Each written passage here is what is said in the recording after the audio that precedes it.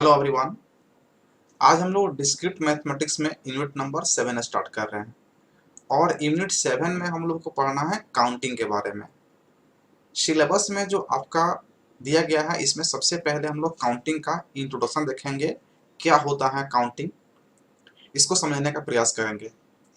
उसके बाद हम लोग इसमें देखेंगे बेसिक काउंटिंग प्रिंसिपल्स क्या है, काउंटिंग का जो बेसिक प्रिंसिपल है वो क्या है, इसे हम लोग समझेंगे और न्यूमेरिकल क्वेश्चन इससे हम लोग कुछ करेंगे। उसके बाद यहाँ पे हम लोग को पढ़ना है फैक्टोरियल नोटेशन के बारे में, बाइनोमियल कोफिशिएंट्स के बारे में, परमुटेशन और कॉम्बिनेशंस के बारे में।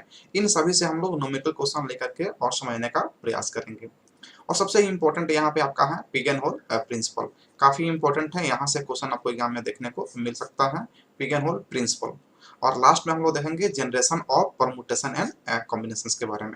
तो आपका सिलेबस का पार्ट है और इसको हम लोग एक एक करके समझने का प्रयास करते हैं। सबसे पहले हम लोग बात करेंगे काउंटिंग के बारे में, क्या होता है अकाउंटिंग, यहाँ से हम लोग समझने का प्रयास करेंगे। जैसे हम लोग कुछ एग्जाम्पल लेकर के इसको समझने का प्रयास करते हैं। अगर हमारे पास कोई नंबर दिया जाता है 4, जैसे यहाँ पे 1, 2, 3 और 4, 4 नंबर हमारे पास यहाँ पे अवेलेबल है। 4 नंबर कहने का मतलब है कि 4 डिजिट्स हैं, एक 1 है, एक 2 है, एक 3 है और एक 4 है, यानी कि हमारे पास 4 डिजिट्स अवेलेबल हैं। और यहाँ पे आपसे क्वेश्चन पूछा जाए कि 3 डिजिट्स का नंबर आप कितने बना सकते हैं इन चारों डिजिट का यूज करके। क्वेश्चन फिर से सुनिए कि 3 डिजिट्स का नंबर कितने बना सकते हैं इन चारों डिजिट्स का यूज करके। तो अगर आप 3 डिजिट्स का नंबर आप बनाएंगे तो आपके पास 3 पोजीशन होना चाहिए जहां पे आप इस नंबर को फिल करके और 3 डिजिट्स का नंबर बनाएंगे। और इन 3 डिजिट्स में आपको चारों नंबर्स का यूज करना है जिसमें कि कोई रिपीटेशन नहीं होना चाहिए, यानी कि यहाँ पे रिपीटेशन क्या है, not allowed, repetition repetition not allowed, not allowed. यहाँ पे आप नंबर को रिपीट नहीं कर सकते हैं, ये कंडीशन है। 3 डिजिट्स का नंबर बनाना है इन चारों डिजिट्स का यूज करके। अब यहाँ पे फर्स्ट पोजीशन पे जब आप फिल करेंगे, यहाँ पे फर्स्ट पोजीशन पे फिल करेंगे तो इनमें से कोई, चारों में से कोई एक नंबर आप फिल कर सकते हैं, एक भी फिल कर सकते हैं, 2, 3, 4, चारों में से कोई भी फिल कर सकते हैं। तो नंबर ऑफ पॉसिबल आपके पास वेज कितना होगा, यहाँ पे 4 वेज, यानी कि पहले पोजीशन पे आप 4 तरीके से फिलिंग कर सकते हैं डिजिट्स का। तो यहाँ पे आपका 4 तरीका हो गया। सेकेंड पोजीशन की बात करेंगे तो सेकेंड पोजीशन पे आप इन चारों में से कोई एक नंबर तो आप फिल कर दिए हैं फर्स्ट पोजीशन पे, तो बचा आपके पास कितना, 3 नंबर्स। उन 3 नंबर्स को आप सेकेंड पोजीशन में उन तीनों में से किसी को आप यूज करके फिलिंग कर सकते हैं। तो सेकेंड पोजीशन पे कोई भी 3 नंबर हुआ, यानी कि 3 तरीका आपके पास बचा है सेकेंड पोजीशन को फिल करने के लिए। अब देखिए आप सेकंड पोजीशन को 3 वे से फिल कर सकते हैं। तो 2 पोजीशन आप फिल कर चुके हैं, लास्ट पोजीशन आपका बचा हुआ है, तो लास्ट पोजीशन में आपको फिल करना है। और आपके पास 2 नंबर पहले से निकल चुके हैं, तो बचे कितने, 2। तो उन दोनों में से जो आप फिल करेंगे तो आपके पास 2 नंबर को फिल करने के लिए 2 तरीके होना चाहिए। तो यहाँ पे आपका 2 वेज हो गया, यानी कि इस पोजीशन को फिल करने के लिए आप 2 तरीका यूज कर सकते हैं, ये हो गया। अब आपसे क्वेश्चन पूछा जा रहा है कि आप जो इस 3 डिजिट्स का नंबर बना सकते हैं, तो टोटल कितने नंबर पॉसिबल हो सकता है चारों डिजिट का यूज करके, जहां पर रिपीटेशन अलाउड नहीं है। तो आप कहेंगे 4 multiply by 3 multiply by 2, that means की 24 वेज। तो आप 24 जो है ना तरीके से 3 डिजिट्स का नंबर जनरेट कर सकते हैं इन चारों डिजिट्स का यूज करके, अगर रिपीटेशन अलाउड नहीं है तो। लेकिन यदि आप इसमें रिपीटेशन अलाउड कर देते हैं, अगर रिपीटेशन यहाँ पे अलाउड हो जाता है, repetition are allowed, repetition are allowed, अगर यहाँ पे आप रिपीटेशन अलाउ करते हैं दैट मीन्स कि कोई भी 2 नंबर, तीनों नंबर एक ही हो सकता है, कोई 2 नंबर एक ही हो सकता है, यहाँ पे रिपीटेशन आप अलाउ कर सकते हैं। तो आपके पास पोजीशन तो 3 ही है, क्योंकि आप 3 डिजिट्स का नंबर यहाँ पे बनाना चाहते हैं। तो पहले पोजीशन पे आप जो फिल करेंगे यहाँ पे नंबर्स, तो आपके पास 4 वेज है, 4 वेज है, 4 वेज है, यानी कि 4 तरीके से इसको फिलिंग कर सकते हैं। और उसके बाद आपके पास फिर से 4 नंबर बच जाता है, क्योंकि रिपीटेशन अलाउड है। मान लेते हैं कि पहले पोजीशन पे आप 3 को फिल कर दिए हैं, तो सेकंड पोजीशन पे भी आप 3 फिल कर सकते हैं क्योंकि आप रिपीटेशन अलाउड है यहाँ पे। तो सेकंड पोजीशन पे भी आपको फिलिंग करने के लिए कितने वे हो गए, 4 वेज हो गए। और थर्ड पोजीशन पे भी सेम कंडीशन है कि इसमें भी 4 तरीका आप यूज कर सकते हैं। दैट मीन्स यहाँ पे ये कहा जा रहा है कि अगर पहले पोजीशन पे आप 1 भर सकते हैं तो दूसरे पे भी 1 भर सकते हैं, तीसरे पे भी 1 हो सकते हैं। तो ऐसा भी आप नंबर तैयार कर सकते हैं क्योंकि यहाँ पे रिपीटेशन अलाउड है। तो यहाँ पे आप टोटल नंबर्स आप देखेंगे 3 डिजिट का, तो ये पॉसिबल नंबर जगह 4 multiply by 4 multiply by 4 is equal to हो गया 64 वे, यानी कि 64 नंबर्स आप जनरेट कर सकते हैं 3 डिजिट्स का, इन चारों नंबर का, चारों डिजिट्स का यूज करके, अगर रिपीटेशन अलाउड है तो देख रहे हैं रिपीटेशन अलाउड है तो 64 नंबर्स आप जनरेट कर सकते हैं। लेकिन अगर रिपीटेशन अलाउड नहीं है तो आप 24 नंबर जनरेट कर सकते हैं। तो ये टोटल नंबर ऑफ वेज जो आप फाइंड कर रहे हैं, total number of possible ways find कर सकते हैं कि इतने हम लोग नंबर जनरेट कर सकते हैं। That is known as counting. इसी को हम लोग कहते हैं काउंटिंग। यहाँ से हम लोग काउंटिंग करते हैं, यानी कि आप परमुटेशन और कॉम्बिनेशन का जन्म ही काउंटिंग से हुआ है। जो भी हम लोग परम्यूटेशन में और कॉम्बिनेशन में क्वेश्चन देखेंगे तो परम्यूटेशन और कॉम्बिनेशन का जन्मदाता क्या है, काउंटिंग है। तो यहाँ पे आप इस एग्जांपल को समझे। कुछ एग्जांपल हम और लेते हैं, जैसे कि हमारे पास एग्जांपल लेते हैं, हम लोग के पास 10 नंबर हैं। यहाँ पे 0 से लेकर के 9 तक, 0 1 2 3 4 5 6 7 8 और 9, ये 9 तक हमारे पास नंबर हैं। और टोटल नंबर कितने हो गए हमारे पास, 10 हो गए। टोटल नंबर हमारे पास 10 हो गए। और इन 10 नंबर का यूज करके हम लोग को बनाना है मोबाइल नंबर, क्योंकि मोबाइल नंबर 10 डिजिट का होता है। तो हमारे पास पोजीशन कितने हो गए, 10 पोजीशन हो गए। यहाँ पे हो गया first position, second, third, fourth, fifth, 6 7 8 9 10 position है। और इन 10 पोजीशन को फिल करना है इन 10 नंबर से। और हमें नंबर ऑफ पॉसिबल वेज बताना है कि कितने मोबाइल नंबर हम लोग जनरेट कर सकते हैं। यदि रिपीटेशन अलाउड नहीं है तो यहाँ पे क्या है, repetition is not allowed. Repetition is not allowed, not allowed. यहाँ पे अगर रिपीटेशन अलाउ नहीं है तब आप कितने मोबाइल नंबर जनरेट कर सकते हैं, जिसमें कोई भी 2 नंबर दोबारा नहीं आ सकता, यानी कि रिपीट नहीं हो सकता। अगर आप 2 फिल कर दिए हैं किसी जगह पे यहाँ पे, तो यहाँ पे 2 नहीं हो सकता है। That means repetition is not allowed. तो यहाँ पे आप देखेंगे फर्स्ट पोजीशन पे आप पहले फिल करेंगे तो कितने तरीके से आप फर्स्ट पोजीशन पे फिलिंग कर सकते हैं। फर्स्ट पोजीशन पे कितने तरीके से फिल कर सकते हैं, तो आप देख रहे हैं जब फर्स्ट पोजीशन पे अगर आप 0 को फिल करेंगे तो जो बाकी जो नंबर बनेंगे वो 9 डिजिट्स का ही बनेंगे। लेकिन हमें कितने डिजिट्स का बनाना है, 10 डिजिट्स का नंबर जनरेट करना है, क्योंकि मोबाइल नंबर 10 डिजिट्स का होता है। तो हम लोग को मोबाइल नंबर जनरेट करना है, मोबाइल नंबर जनरेट करना है इन 10 डिजिट का यूज करके। तो फर्स्ट पोजीशन पे ये निकल के आ गया कि आप 0 फिल नहीं कर सकते हैं, एक कंडीशन होगा, क्योंकि 0 फिल करेंगे तो आपका नंबर 9 डिजिट्स का हो जाएगा। तो आपके पास कितना नंबर बच गया, आपके पास टोटल बचा फर्स्ट पोजीशन में फिल करने के लिए 9, यानी कि 9 तरीके आपके पास हैं कि फर्स्ट पोजीशन पे आप फिल कर सकते हैं। इन 9 में से किसी भी नंबर को आप उठा करके फर्स्ट पोजीशन पे फिल कर सकते हैं, एक्सेप्ट 0 को छोड़ करके। तो पहले पोजीशन में फिल करने के लिए आपके पास 9 हो गए। तो इनमें से इन 1 से लेकर के 9 तक में कोई एक नंबर आप फिल कर दिए फर्स्ट पोजीशन पे, आपके पास इनमें से बच गए 8 नंबर और एक 0 बचा हुआ है। सेकंड पोजीशन पे आप 0 फिल कर सकते हैं। तो एक 0 है, यानी टोटल नंबर आपके पास 10 है, 10 में से एक निकल गया, तो अब सेकंड पोजीशन पे भी आपके पास कितने तरीके हो गए, 9 तरीके हो गए, क्योंकि यहाँ पे आप 0 फिल कर सकते हैं तो 9 हो गया। अब 2 नंबर आप फिल कर चुके हैं, तो थर्ड पोजीशन पे आपके पास कितने हो गए, 8 हो गया। अब यहाँ पे 3 नंबर आप निकाल चुके हैं, तो उसके बाद वाले पोजीशन पे 7, उसके बाद में 6, उसके बाद में 5, उसके बाद में 4, उसके बाद में 3, उसके बाद में 2, उसके बाद में 1।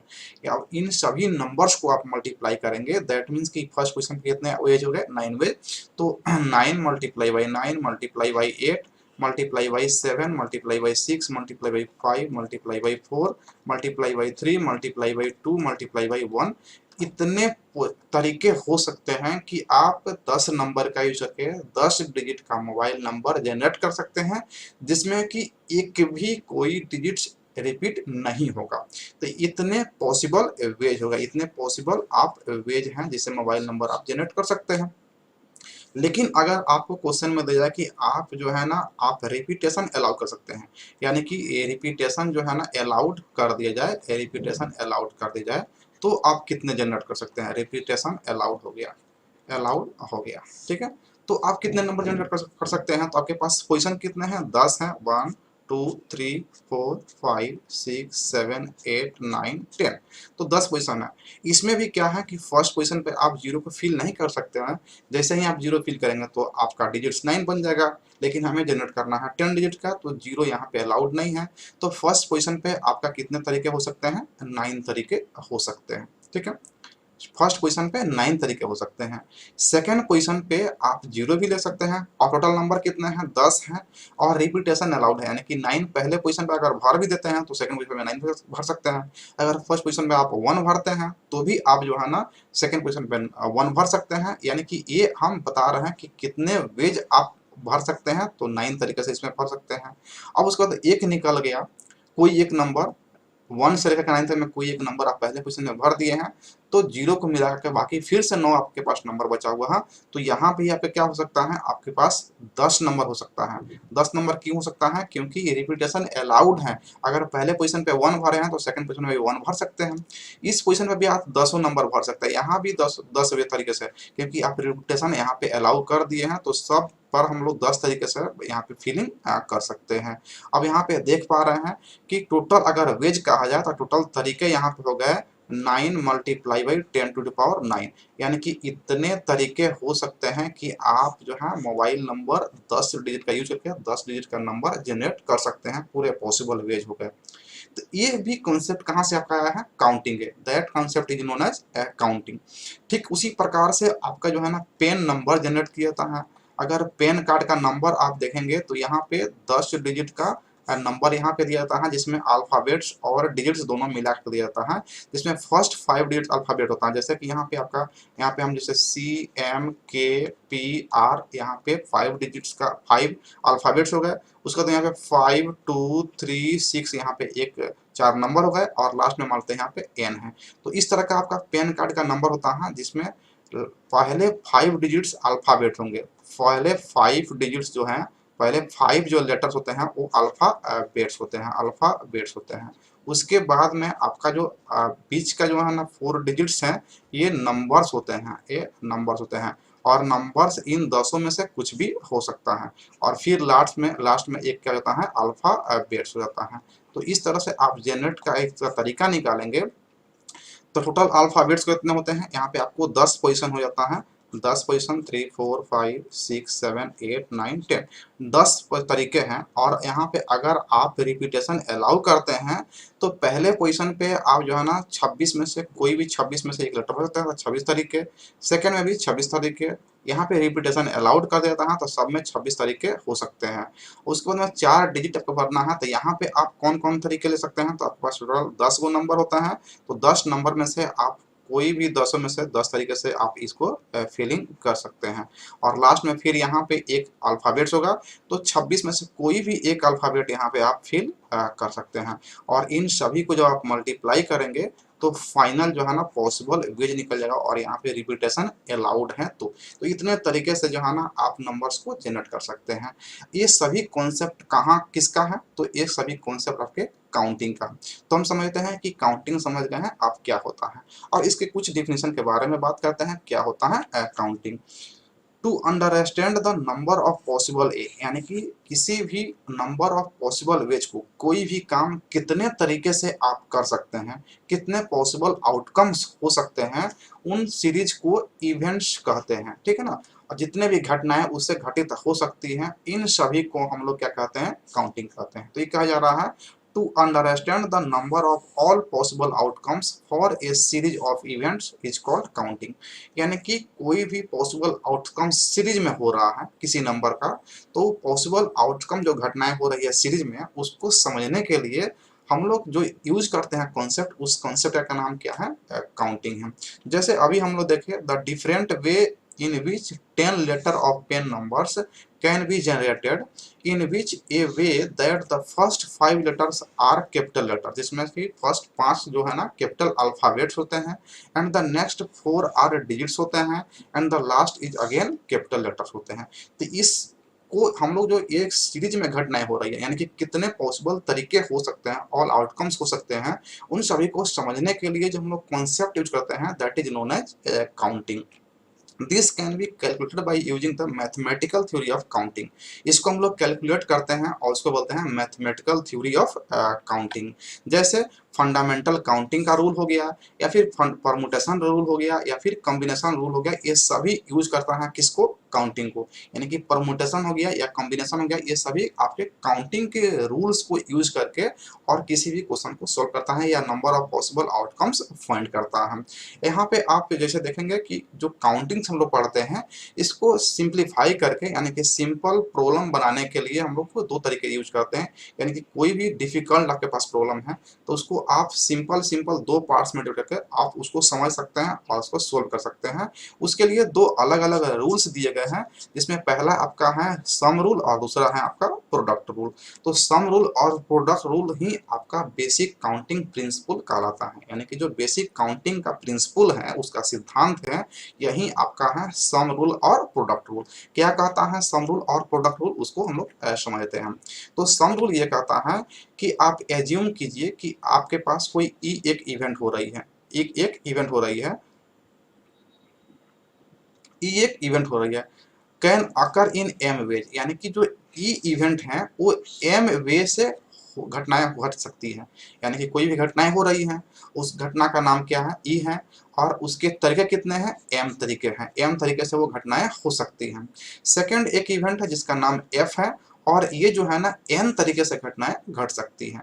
तो दो हमारे पास इवेंट हो गया, एक ई और एक एफ है, और एम जो एफ ई जो है ना आपका एम तरीके से घट सकता है घटनाएं, और एफ जो है आपका एन तरीके से घटनाएं घट सकता है। तो suppose both events can not occur simultaneously, यहाँ पे ये कहा जा रहा है कि दोनों इवेंट्स कभी भी एक साथ नहीं घट सकता है।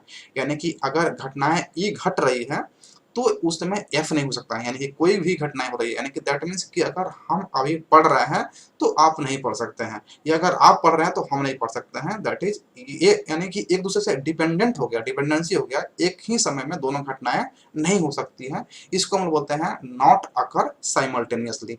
लेकिन जब दोनों एक ही साथ होगा तो उसको बोलेंगे साइमल्टेनियसली। यहाँ पे कैन नॉट अकर साइमल्टेनियसली, दोनों एक साथ कभी भी नहीं हो सकता है। तो इस केस में हम लोग कहेंगे कि ई और F can occur in M plus N ways, क्योंकि दोनों घटनाएं के वे को हम लोग जोड़ रहे हैं। अगर हमारे पास ई इवेंट है और इसका एम तरीका हो सकता है, एम वेज हो सकता है, और एफ एक घटनाएं हैं जिसका एन वेज हो सकता है, तो कहेंगे कि ई और एफ जो है ना, ई और एफ जो है ना टोटल दोनों जो है ना घटनाएं एम प्लस एन तरीके से हो सकता है, एम प्लस एन तरीके से। तो यहाँ पे जो नंबर ऑफ वे है उसको ऐड कर दिए, इसलिए इसका नाम पड़ गया सम रूल। नेक्स्ट हम लोग कहाँ है, यहाँ पे एक एग्जांपल देखते हैं। जैसे कि यहाँ पे if 8 male professor and 5 female professor, यहाँ पे 8 प्रोफेसर हैं जो मेल हैं और 5 प्रोफेसर हैं जो फीमेल हैं, टीचिंग डिस्क्रीट मैथमेटिक्स, और ये टीच कर सकते हैं डिस्क्रीट मैथमेटिक्स को। Then the student can choose professor in, कितने तरीके से चूज कर सकते हैं, यानी कि दोनों घटे, यानी कि कोई भी मेल प्रोफेसर अगर डिस्क्रीट मैथमेटिक्स को टीच कर रहा है तो उसमें फीमेल नहीं टीच करेगा, लेकिन अगर फीमेल अगर टीच कर रहा है तो यहाँ पे मेल टीच नहीं करेगा, दोनों घटनाएं एक साथ नहीं हो सकती हैं। तो टोटल जो नंबर ऑफ पॉसिबल हैं जो स्टूडेंट चूज कर सकते हैं टीचर को, किस टीचर से हम पढ़े हैं, तो टोटल पॉसिबल हो सकता है 8 + 5, टोटल 13 वेज होता है। ये हम लोग जो क्वेश्चन बना है ये सम रूल से बना है। सम रूल कब लगाएंगे, जब दोनों घटनाएं एक साथ में नहीं हो रही है तब। अगर दोनों घटनाएं एक समय में ही होगा तो वहां पे हम लोग प्रोडक्ट रूल यूज कर लेंगे, जिसको हम लोग आगे समझते हैं कि क्या है प्रोडक्ट रूल। यहाँ पे सेम एग्जाम्पल लिया गया है कि इवेंट ई है और ये एम तरीके से हो सकता है। इवेंट एफ है, जो यहाँ पे इवेंट एफ है जो एन तरीके से हो सकता है, लेकिन कंडीशन है कि दोनों घटनाएं क्या है, इनडिपेंडेंट हैं, यानी कि वो डिपेंड नहीं करता है। अगर हम पढ़ रहे हैं तो आप हम पे डिपेंडेंट नहीं है तो आप भी पढ़ सकते हैं, अगर आप पढ़ रहे हैं तो हम आपसे कोई डिपेंडेंसी नहीं है तो हम भी पढ़ सकते हैं, एक ही समय में दोनों आदमी पढ़ सकते हैं, कोई दिक्कत नहीं है। तो ये हो गया आपका इनडिपेंडेंसी। लेकिन अगर डिपेंडेंट होगा तो एक होगा तो दूसरा नहीं होगा। और यहाँ पे इनडिपेंडेंट कह रहा है कि यहाँ पे हो गया आपका कोई भी दोनों घटनाएं हो रही है वो साइमल्टेनियसली हो रही है, साइमल्टेनियसली हो रही है, दैट मीन्स कि एक ही समय में हो रही है दोनों घटनाएं। तो यहाँ पे कहेंगे then combination of E and F. और ई एंड एफ का जो कॉम्बिनेशन होगा, जो कितने तरीके से हो सकता है घटनाएं, तो m मल्टीप्लाई बाई n, यानी कि दोनों के तरीके, यानी कि ई इवेंट m तरीके से हो सकता है और f इवेंट आपका n तरीके से होता है, तो कुल इवेंट आपका m इंटू n तरीके से हो सकता है। ये कहता है आपका प्रोडक्ट रूल। तो यहाँ पे हम लोग पॉसिबल इमेज को मल्टीप्लाई कर रहे हैं तो इसको कहते हैं हम लोग प्रोडक्ट रूल। एग्जाम्पल हम लोग समझते हैं कि इन क्लास, किसी क्लास में there are 4 boys and 10 girls, if a boy and a girl to be chosen for the class monitor. यानी कि कहा जा रहा है कि यहाँ पे 4 बॉयज हैं और 10 गर्ल्स हैं, 4 बॉयज एंड 10 गर्ल्स हैं, और यहाँ पे आपको एक मॉनिटर चूज करना है गर्ल्स से और एक मॉनिटर चूज करना है आपको बॉय से। देखिए, 1 girl, a girl and a boy, एक बॉयज और एक गर्ल्स को चूज करना है मॉनिटर। तब student can choose class monitor in 40 ways. तो स्टूडेंट जो है ना क्लास का मॉनिटर 40 तरीके से चूज कर सकता है। कैसे? तो आपके पास 4 गर्ल्स हैं, गर्ल्स कितने हैं? तो गर्ल्स हैं आपके पास 4, और बॉयज कितने हैं? तो बॉयज हैं आपके पास 10। तो किसी भी एक आप गर्ल्स को लेंगे, यहाँ पे किसी एक गर्ल्स को यहाँ पे लेंगे, तो इसमें से कोई भी 10 में से कोई भी एक बॉयज आप ले सकते हैं, कोई भी एक बॉयज इसके साथ आप मॉनिटर ले सकते हैं। एक गर्ल्स और एक आप बॉयज ले सकते हैं। यहाँ पे 3 3 6 और एक 7, एक 8, एक 9 और एक 10। यहाँ पे कोई भी 10 जो है ना आप बॉयज, तो एक गर्ल्स के साथ 10 बॉयज हो सकता है, 10 बॉयज हो सकता है। तो ये 10 में से कोई भी एक हो सकता है। तो ये 10 तरीके हो गए। क्लियर है? फिर से अगर दूसरा गर्ल्स आप लेते हैं, दूसरा गर्ल्स, एक गर्ल्स मतलब एक और लेते हैं दूसरा, तो यहाँ पे 10 में से कोई भी एक बॉयज हो सकता है, तो ये भी आपका 10 तरीके हो गए। अगर फिर तीसरा लेते हैं, यानी कि एक गर्ल्स लेते हैं, तो कोई भी 10 इसके साथ आ सकता है, तो ये भी 10 तरीके हो गए। और एक चौथा, एक लास्ट गर्ल जो बची है, इसके साथ भी 10 में से कोई भी बॉयज यहाँ पे हो सकता है, तो ये भी कितना हो गया? 10 तरीके हो गए। अगर टोटल को ऐड करेंगे कितना हो जाएगा? 40 वेज हो गए। दैट मीन्स कि एक गर्ल्स और एक बॉयज को मॉनिटर, क्लास मॉनिटर चूज करने के टोटल 40 तरीके हो सकते हैं। यहाँ पे दोनों घटनाएं एक साथ हो रही है, क्योंकि जिस समय में एक गर्ल्स मॉनिटर है उसी समय में एक बॉयज भी मॉनिटर हो सकता है, इसलिए यहाँ पे हम लोग प्रोडक्ट रूल का यूज कर लिए। तो हम समझते हैं कि काउंटिंग, आप समझ काउंटिंग क्या होता है, बेसिक काउंटिंग प्रिंसिपल क्या होता है, जिसमें हम लोग पढ़े सम रूल और प्रोडक्ट रूल। अगर आपको कहा जाता है डिफाइन करने के लिए कि बेसिक काउंटिंग प्रिंसिपल आप जो है ना डिफाइन कीजिए, तो यहाँ पे सम रूल और प्रोडक्ट रूल को हम लोग लिखेंगे और जो एग्जांपल है आप उस एग्जांपल को वहाँ पे एक्सप्लेन कर देंगे, तो आपका क्वेश्चन कंप्लीट हो गया।